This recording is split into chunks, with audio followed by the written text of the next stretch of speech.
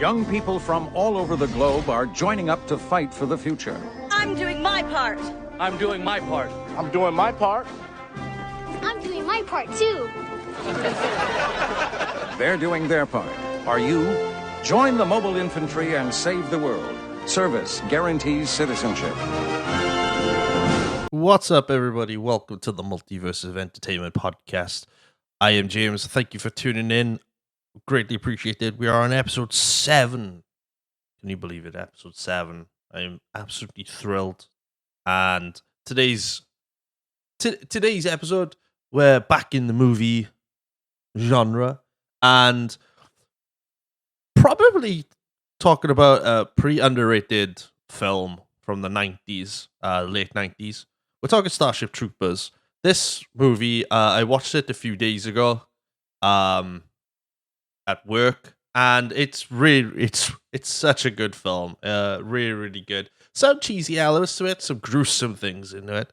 But we're going to be talking about it, and I'm looking forward to it. First off, I'd like to say thank you very much for the continuing support of this podcast. I know we're only in episode 7 episodes now as this goes out, and I've been checking the views and the listens and whatnot, like weekly as I'm uploading the latest episodes.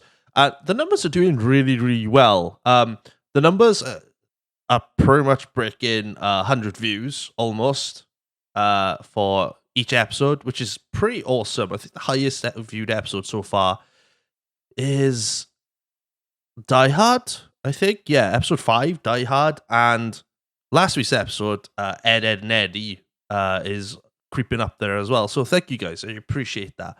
It's really, really awesome to talk about these movies and TV shows, going down memory lanes, watching them back as well, and remembering what was actually going on and what it felt like for watching it for the first time. So it's really, really cool. But yeah, so thank you guys. I appreciate it. Keep loving, keep supporting, and we'll have many, many successes with this podcast. So without further ado, we'll jump straight into this episode, which is episode 7, and we're talking about Starship Troopers, which came out in theaters on November 7th, 1997.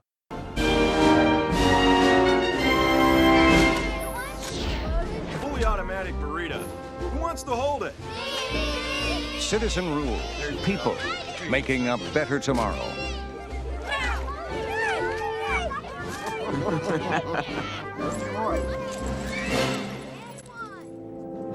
A murderer was captured this morning and tried today. Guilty. Sentence, death. Execution tonight at 6. All net, all channels. Would you like to know more? Yes, I would like to know more.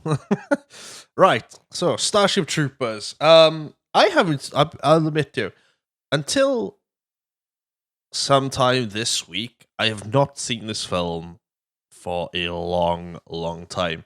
So it's tough to really remember what actually happened. But I'm kind of glad now that I've seen it and I watched it before. Usually I watch what I'm covering before I do the podcast, so it's fresh in my mind. Considering I'm running late this week, recording this. I'm recording this literally on Sunday, and tomorrow is Monday, which is where this episode is dropped. So I'm a little bit behind. So I hope you're all enjoying this so far. So Starship Troopers, great movie. Somewhat cheesy of a film at some places, but a really good action film. Action. It's a sci-fi action film. Really, really good. Directed by Paul. I hate saying his name. Verhoeven. Verhoeven. Somebody will tell me what it is. But the film is based off a novel, the same film from 1959. by Robert A. Heinlein, and it was written by Ed Numera. Set in the 23rd century, the film follows the story of a teenage boy known as Johnny Rico, who is played by the amazing Casper Van Dien, which most of you will probably know him from other things. Following Johnny Rico and his friends as they serve in the military under the Earth World Government, known as the United Citizen Federation.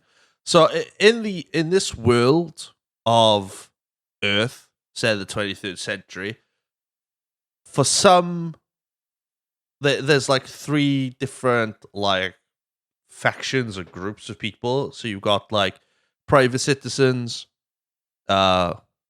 military, and then regular citizens. Now, for people to become a regular citizen, they have to enlist in the military, which gives it that like authoritarian background, and it takes a bit ass backwards. But who cares? It's the future, right? And it's a bit weird. Can you imagine if it was something like that, like today? People wouldn't stand for it. A lot of people wouldn't stand for it. But yeah, Rico wants to be a citizen, but for him to be a citizen, he has to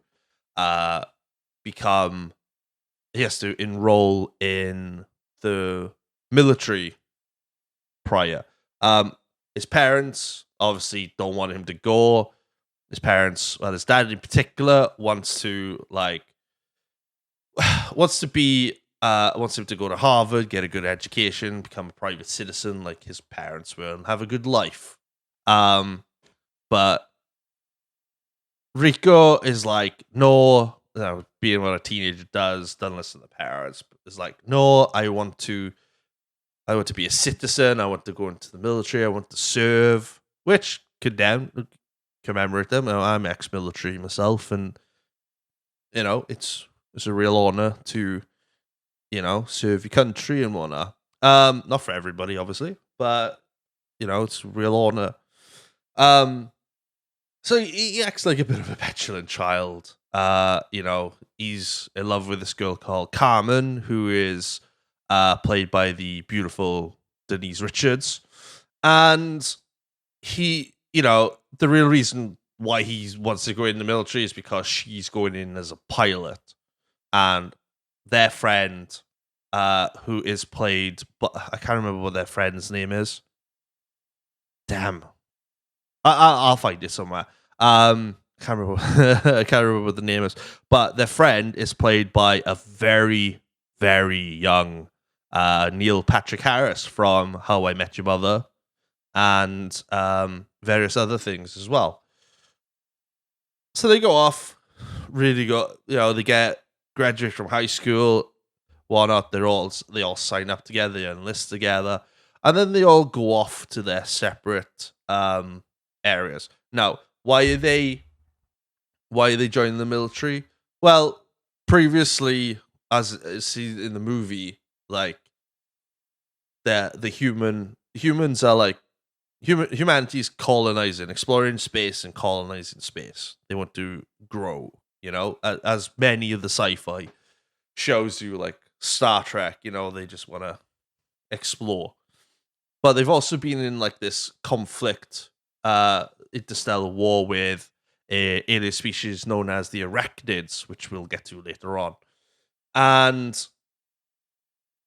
the arachnids don't like what the human race is doing, colonizing and whatnot. Ends up in this interstellar war, which we'll go into later on. So they go off, enjoy, and then it's off to the races. Then they're off to pretty much off to like live their lives. And it started, the movie starts off like this boy in love with this girl, high school, trying to be this, trying to be that. Teenagers do. And then they they have this incredible like football scene. And the movie for me doesn't really pick up until like the initial basic training scene where the sergeant is like ripping them in and whatnot. There's somebody laughing, and then Johnny's friend, Rico's friend, Dizzy, joins the group. Now, Dizzy's an interesting character because she finds Rico really, really attractive and really wants Rico, but she can't because he is in a relationship with Carmen. So it's kind of like this secret like love triangle that's going on. And she comes in and she's like, I can take you on and whatnot, where somebody's tried already and suffered a broken arm. She puts up a fight and then she gets like knocked out by the sergeant. So that's where the movie starts getting really, really good.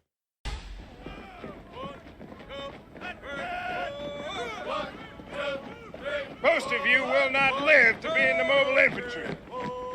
Trouble is, you are not good enough the way you are. Hands at your sides. Chin up. I am your senior drill instructor, Career Sergeant Sim. Suck in that gun. Feet together. Think this had to happen to me? What a bunch of apes. No, strike that. You don't rate that good. Never in my life have I seen... Do you think I'm funny? Do I make you laugh? Do you think I'm a comedian, son? I'm sorry. The first words and the last words out of your stinking holes will be, sir. Do you get me? Sir, yes, sir. See that armory? Run around it. Run, I said. Run. Kronsky, keep pace. Move. Anytime you think I'm being too tough. Anytime you think I'm being unfair. Anytime you miss your mommy, quit. You son from 1248, you grab your gear, you take a stroll down Washout Lane. Do you get me? Sir, yes, sir. Pathetic. I wonder if there's a handful of guts in a whole bunch of you. Now, who here thinks they got what it takes to knock me down? Sir! I guess maybe I do, sir!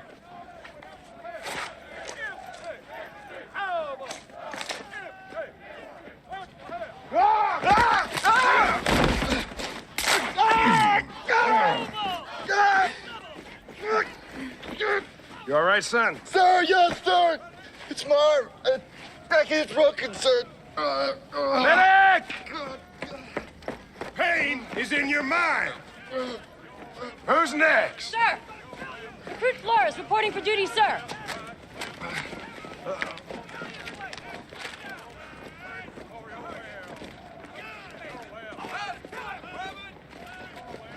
You specifically requested transfer from Fort Cronkite to this training unit? Sir, I heard it was the best, sir. It is the best. But what makes you think you're good enough?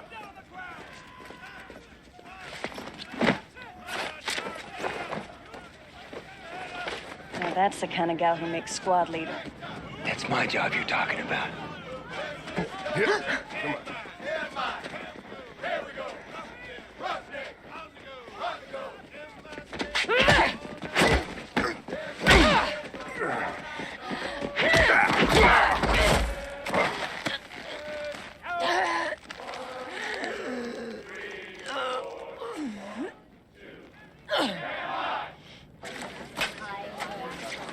That brings me back to my military training, just hearing all that. So good. So they've got all of the training, they've established. There's one thing I love about this movie, right? The military training aspect of this movie is so funny, where all you hear, literally, I think apart from the big speech the sergeant has at like the start, whenever you don't hear him doing anything else, all you hear is literally medic. That's all you hear. That's like one word where I take from this. But it's cool. It's fun because they're teaching them how to like shoot and just be in the military, right? And there's some fascinating characters in here. Really, really good characters. Ace is probably my favorite character because he's goofy, he's funny, he's trying to like he's trying to be like the class clown, which doesn't doesn't obviously go well, and there's like a part in the film where he can't they're throwing knives at targets and he can't do it, and he just turns around to the sergeant and he goes, what's the point of throwing these knives, and they're not going to kill anybody. And the sergeant goes, stand over there, put your hand on the wall. And he cautiously does it. And then the sergeant just grabs the knife, just launches it, just stuck in his hand. It's this movie is pretty gruesome with a certain, with violence and whatnot. It's pretty dark, with a lot of it. But they go into that, and then, Rico is getting on. He's doing really well, and he gets squad leader. And he gets to the point where they're doing live rounds training. Yeah, they do live rounds training, and somebody's got a malfunction. The guy whose arm got broke by the sergeant, he's got a malfunction in his helmet. So he takes his helmet off, and then one of the girls accidentally trips and falls and shoots him in the head, and he's dead. Accident. And again, the famous line, medic! Gets thrown out, and it's like, oh, what have we done here? What is going on? Rico is in trouble, obviously, because he's the squad leader, and he doesn't really want to get kicked out. He's going to get kicked out anyway. But the military board want to make an example of him, so he gets given 10 lashes. 10 lashes, which isn't particularly nice, obviously. Anyone's been whipped. It's not very, very nice. And then he's on his way. He's on his way back. He's on his way out collecting the stuff because he's just had enough. He's quit. But then all of a sudden, shit kicks off. A massive meteorite has hit Buenos Aires in Argentina, killing literally everybody, which is where Rico and the gang are from. And then all shit kicks off where they get mobilized. The troops get mobilized and get sent to a place called Kildethia,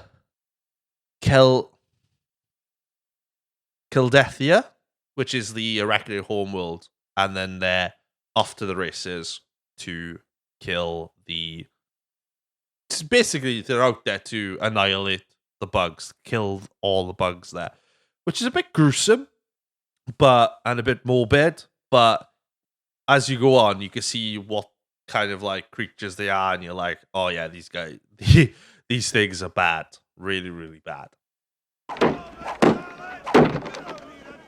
First squad!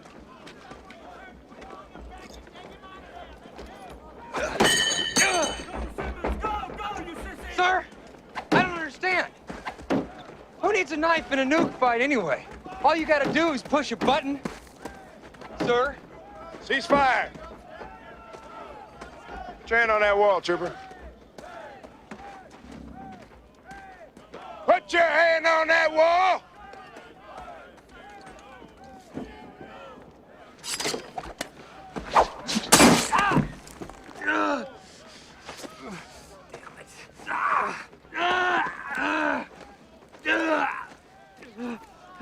The enemy cannot push a button if you disable his hand.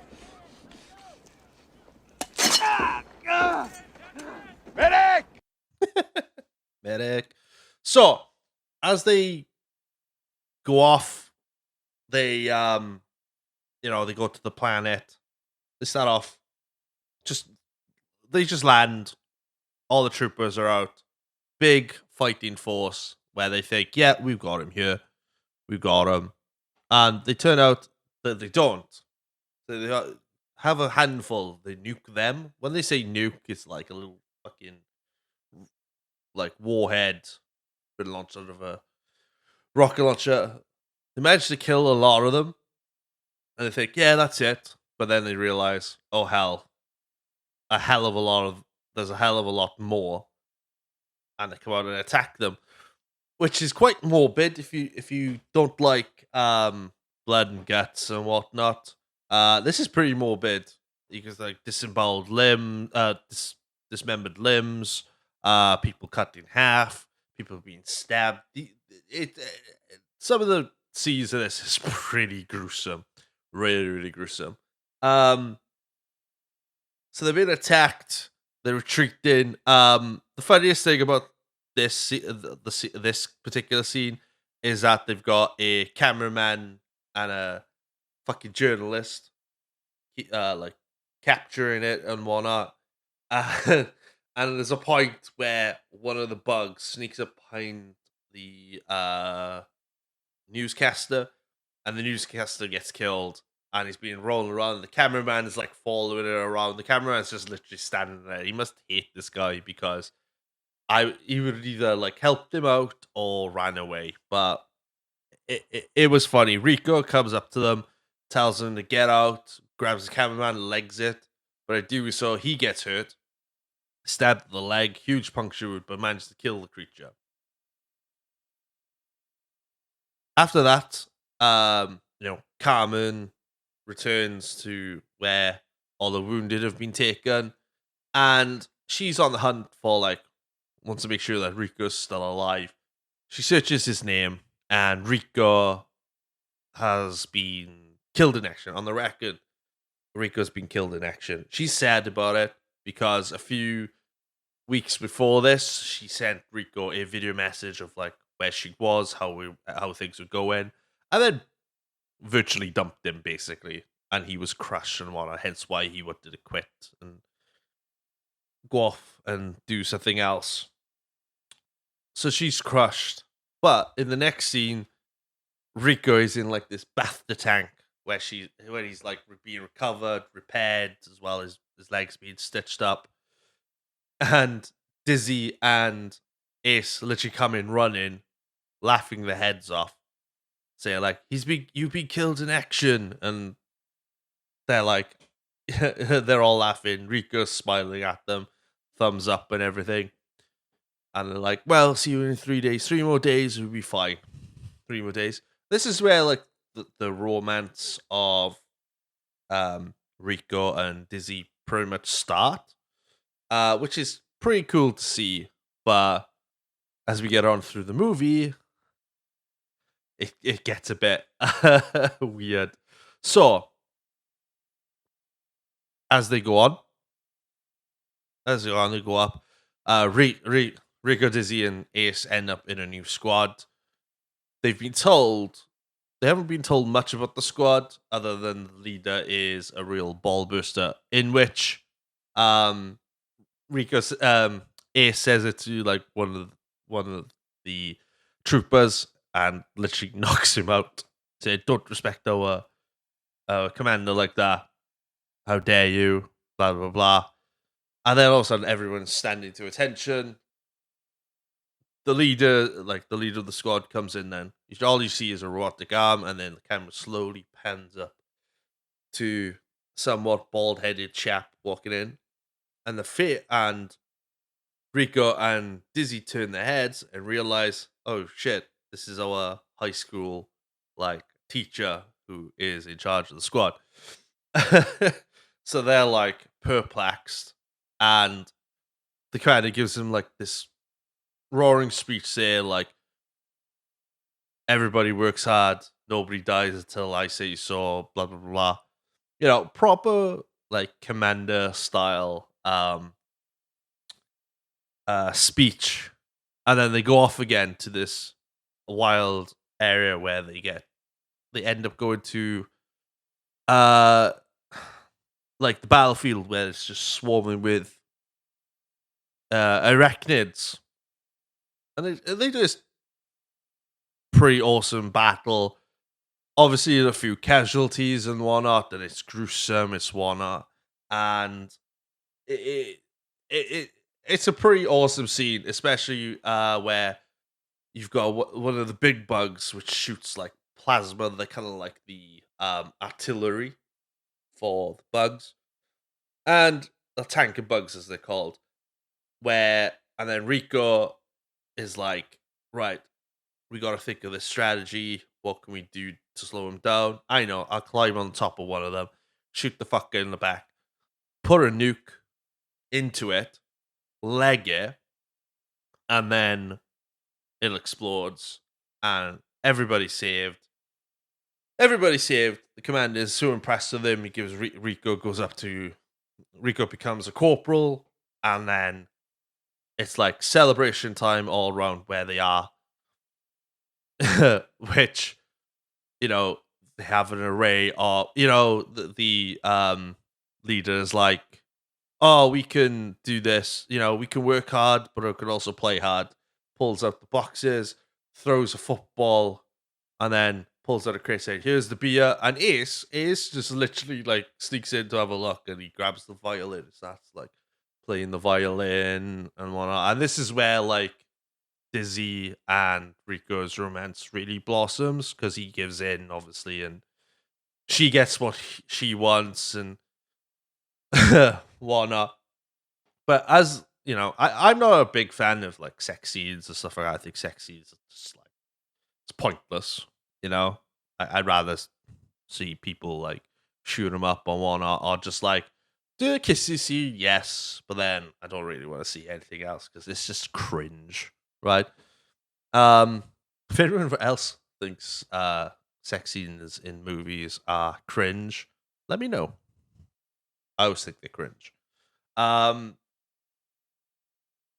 Obviously, the lieutenant is like, has orders, comes into Rico's tent, and he's like, can we be back in 10 minutes? And he's like, who's that with you? And then Dizzy comes up from the covers, because she's hiding, comes up to the covers, and the lieutenant looks at them and goes, 20 minutes, and then walks out, and then they both look at each other and go, yeah, we could be done in 20 minutes. Do you know what I mean? It's just a funny scene. But yeah, that initial speech for them was like pretty sick.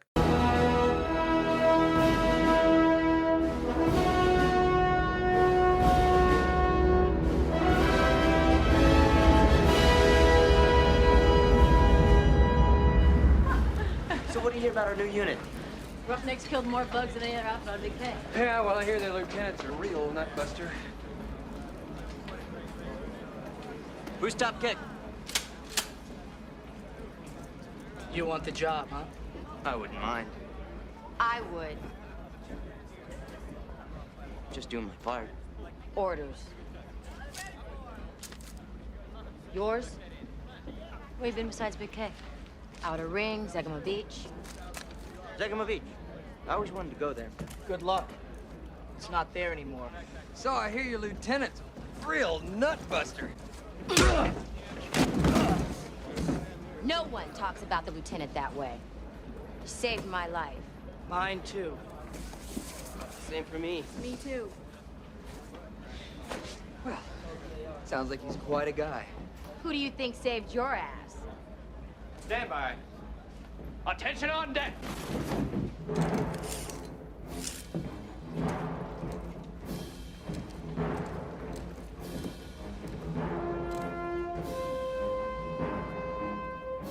This is for you new people. I only have one rule. Everyone fights, no one quits. If you don't do your job, I'll shoot you. You get me? We get you, sir! Welcome to the Roughnecks. Ratcats, Roughnecks! At ease, listen up. Got a new Sky Marshal and a new battle plan. Gonna clean out the systems outlying Clendathu one planet at a time. Tomorrow we hit Tango Urilla. After Fleet glasses the planet, MI mops up. Carry on. So obviously, while they're doing this, they get word that the intelligence agency believes that there could be like this ultra this like ultra bug that is like the head of the group, so, kind of like the brains of the entire operation. And the squad is on their way to like investigate a outpost that has been attacked. Upon getting there, they discover everybody there's been killed, apart from like one one general who was hiding in the closet, and he is like frantic and doesn't really know what to do, and he's like, ah. So they're trying to figure out what the hell's happened. Upon figuring out what's happened, one of the troopers in the command center has like this giant hole in his head, and they then realize, wait, his brains has been sucked out. So they're dealing now with a creature that can suck the human brain out of somebody's head, and it's pretty gruesome. It gets to the point where Carmen and her comrade / partner, I don't know if they're together, I don't think they are, crash land on the planet after their ship gets attacked and destroyed and whatnot. And they get surrounded by the bugs. They get surrounded by the bugs and come across like this giant jelly-looking fucker who has like generalized but this big pincer. And obviously the guy with Carbon, he's a bit of a dickhead, a bit of a cocky bastard. Tells the thing, we're gonna rip your fucking eyes out, and the thing just like punches him in the head and then starts sucking his. That bit is very it's cringy. It's cringy and it's gruesome just by thinking about it now. Like even now I'm like, ugh, disgusting. So that happens, obviously, but then Rico and the gang are still at the outpost and they get attacked, but they get to attack to the point where it's like a real ambush and they get overwhelmed to the point where, all the bugs outside, there's millions of them, overrun the area. They try and the troopers get evac'd out. However, the ground sinks underneath the lieutenant. Dizzy and Rico try and pull him out, but as they do so, they rip him out, and his legs stay where his body was because there's a bug down there that's holding onto his legs. So that's pretty gruesome. The lieutenant tells Rico to shoot him and become like the new lieutenant. They do that, and then there's this big, massive tank bug comes out of nowhere. Rico tells everyone to get onto the ship. Lizzie is the last one behind. She launches the nuke, kills the thing, and she's happy as Larry. But as she turns around behind her, one of the bugs turn around and absolutely annihilates her, swings her around like a rag doll. And this is one of the areas where it's fucking. It's sad that Dizzy dies and whatnot. It's sad, but she does this like really cringe death scene, and I'm like, I know it's supposed to simulate like agony and an agonizing death and whatnot, but fucking hell, it was bad, like really really bad and cringe. But feel bad for Rico because they got on well and whatnot. But unfortunately, she passes. He goes off, and then they go on hunt for this brain bug, which turns into like these propaganda clips that you see like through the movie. And they tell you, oh, we think there's a brain intelligence bug, which sets us up for the end.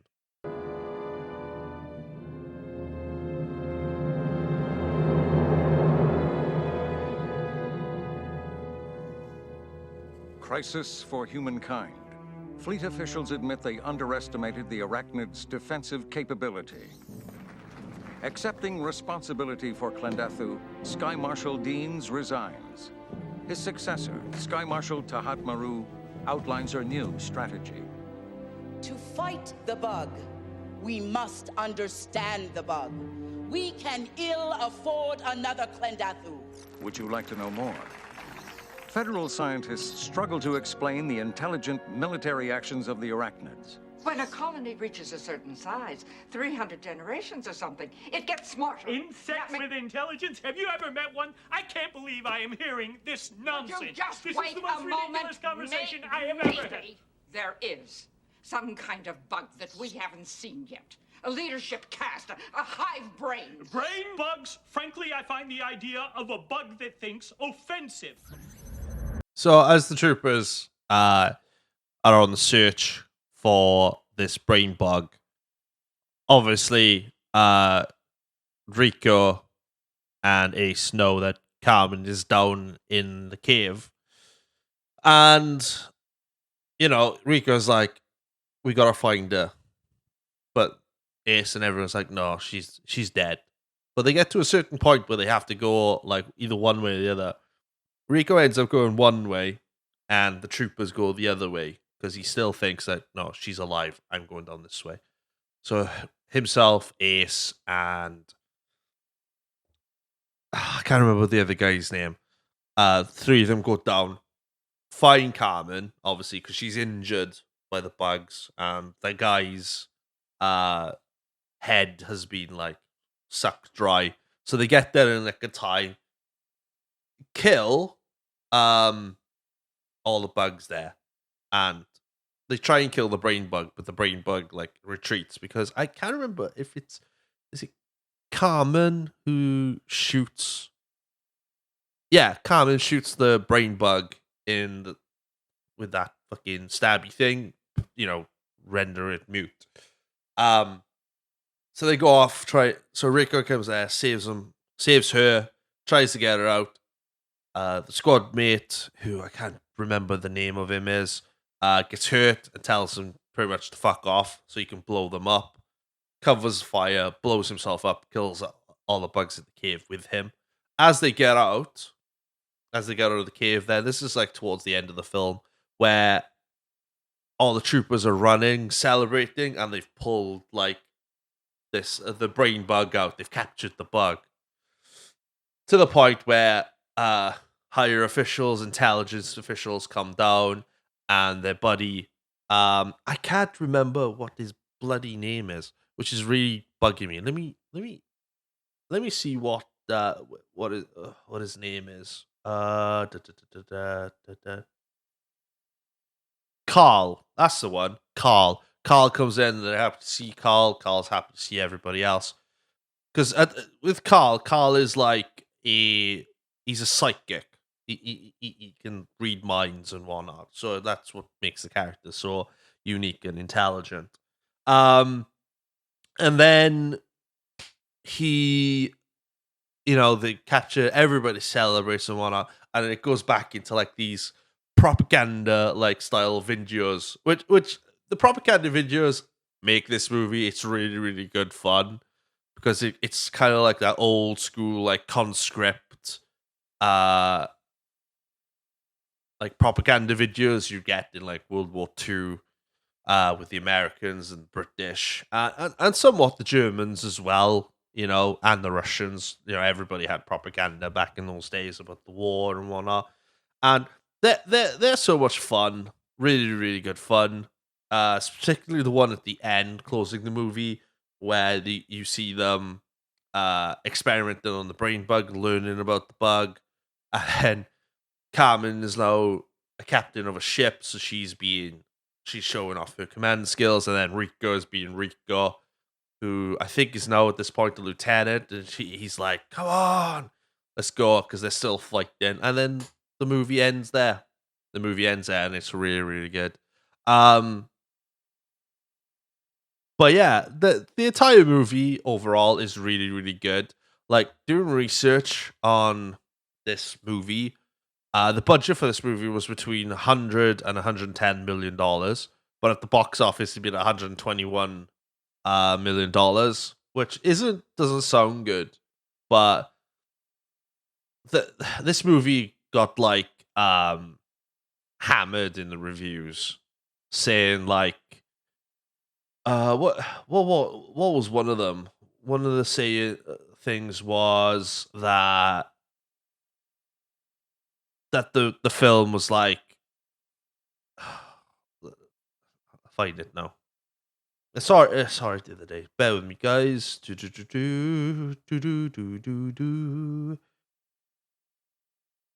Oh, like the critics said that this movie like is promoting like fascism and criticize the violence, it's like and like accusing of the two who like wrote books and where this film was like combined to make that they were like Nazi sympathizers and stuff like that. I don't know, but it's so like stupid and pathetic, like, and poor word of mouth and whatnot. But by the time this film left cinemas, theaters, it made $121 million against its budget, and it becoming only the 34th highest grossing film of the year, which is pretty sad because I think now, I think this movie is kind of like a cult classic now these days. Oh, it is. Yeah, it's considered a cult classic, which I think is really, really cool. I like Starship Troopers. I think it's a good watch. So like, if you haven't seen it, it's definitely a good watch. Just for what it is. Obviously they made like sequels, which I've seen Starship Troopers 2, and I've only seen a snippet of Starship Troopers 3, which kind of make them look like B-rated side projects, which I may not cover in future episodes. I don't know yet. But it should be fun and be interesting as well. So, give it for a score. 1987, this movie came out, so I'd probably give it a solid 1992. Yeah, I'd give it a 1992. It's a good film. Would I watch it over and over again? Probably not. I'll probably watch it once in a blue moon, if I feel like I really want to watch it. But this, but it's worth a move. If you like your sci-fi action films, this is definitely for you. Definitely for you. Right, so I'm going to leave you with some propaganda stuff now, and then we'll do the outro, and we'll say thank yous. So, what mysteries will the brain bug reveal?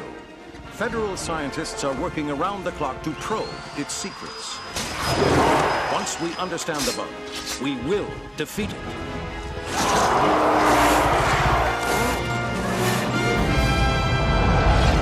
We have the ships. We have the weapons. We need soldiers. Soldiers like Lieutenant Stack Lumbridge. We're in the target area now, Captain. And Captain Carmen Ibanez. This is the captain speaking. All personnel prepare for drop. Soldiers like Private Ace Levy and Lieutenant John Rico. Come on, you apes! You wanna live forever! We need you all. Service guarantees citizenship.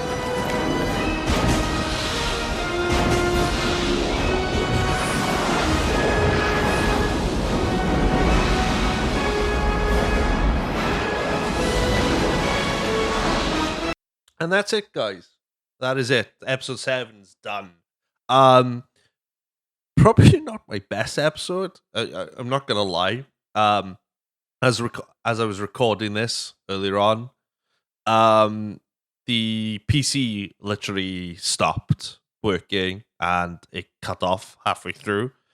But I managed to reset my computer, and everything was still intact. So thankfully, managed to finish it all in one go. So So I'm happy with that. But I hope you enjoyed this episode.